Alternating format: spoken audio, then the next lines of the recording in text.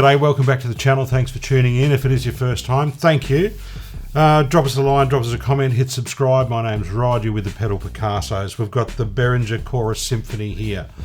Silly me, probably 20 years ago, I let my original Boss CE1 chorus ensemble go after having used it for probably 15 years at the time. It had been well and truly replaced in the past by digital, smaller compact forms, but in its original format, it's still got the essence of an incredible bucket brigade chorus and vibrato, as well as having an amazing preamp inside it. The Behringer take on it, hey, love them or hate them, they've done it really well. It is a similar size. It's not quite as big as the original, but very, very close. And in fact, I would say it's very close to the original size. Fonts are very much the same, as well as the control layout. The knobs are slightly different. You've got chorus and vibrato here. One thing different to the original is that when you bypass the effect, the preamp is not engaged. So with the preamp used to be a big part, or is a big part of the sound of the chorus ensemble. This is a good and a bad thing, because for those that like the chorus ensemble sound but wanted to be able to disengage the preamp from the tone when it wasn't on, you weren't able to do that. With this, you are able. There's a switch inside the guts apparently to enable true buffered bypass or non-buffered bypass.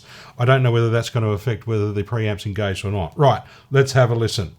This is, in fact, I'm going through the Joyo, Yo-Yo, Joyo AC tone, which is a Vox AC30. I've got it fairly clean.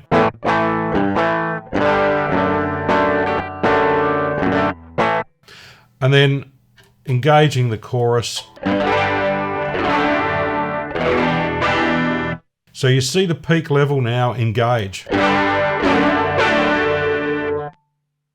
If I bypass the effect, it's not.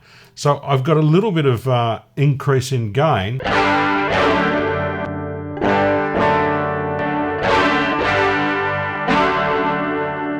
But it's around a similar level of the bypassed. It's a little bit hot.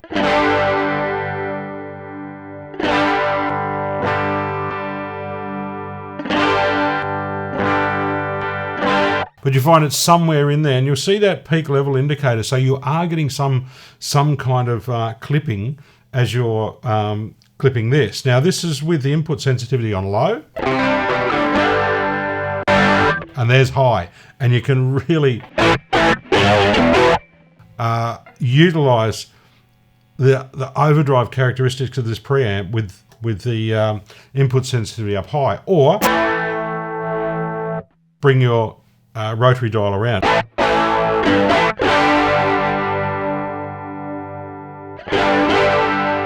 I like to have some level of clipping.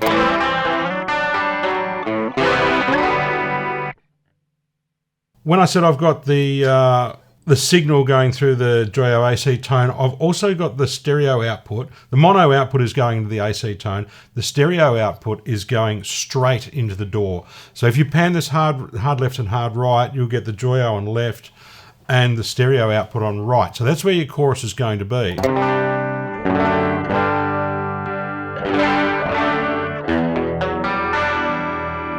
And you should have a nice wide effect signal there.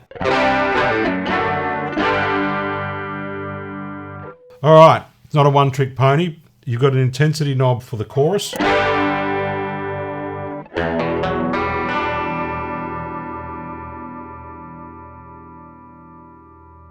So it's controlling your depth and your rate.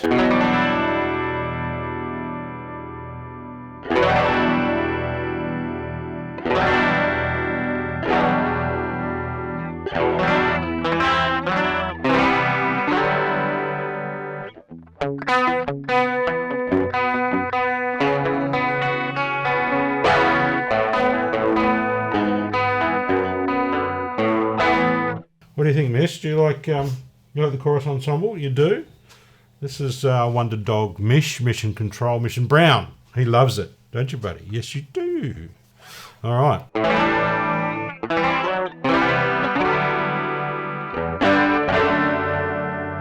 Okay, So chorus, one control. When we go to vibrato, we've got depth and rate controls.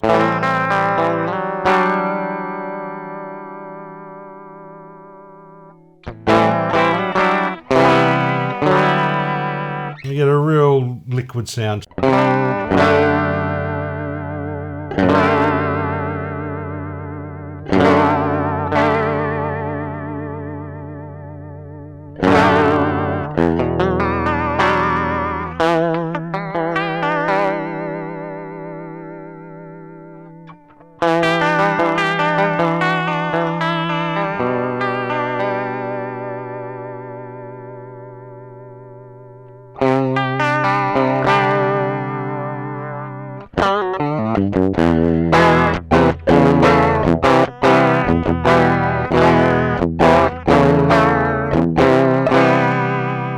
Any fans of Midnight Oil's bird noises and or early albums, Place Without a Postcard, oh my god, head injuries. Jim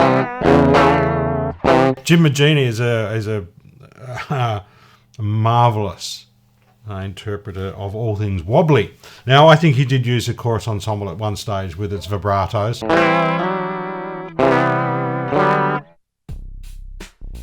In essence, if this is a part-by-part replica, I doubt whether it is. Behringer will do things as cheaply as possible to mass produce it, but in essence it is the chorus ensemble. Sounds great.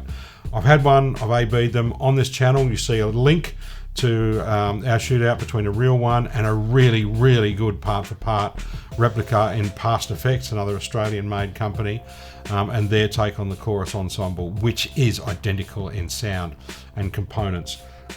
This sounds as good, whether love them or hate them. Behringer Chorus Symphony.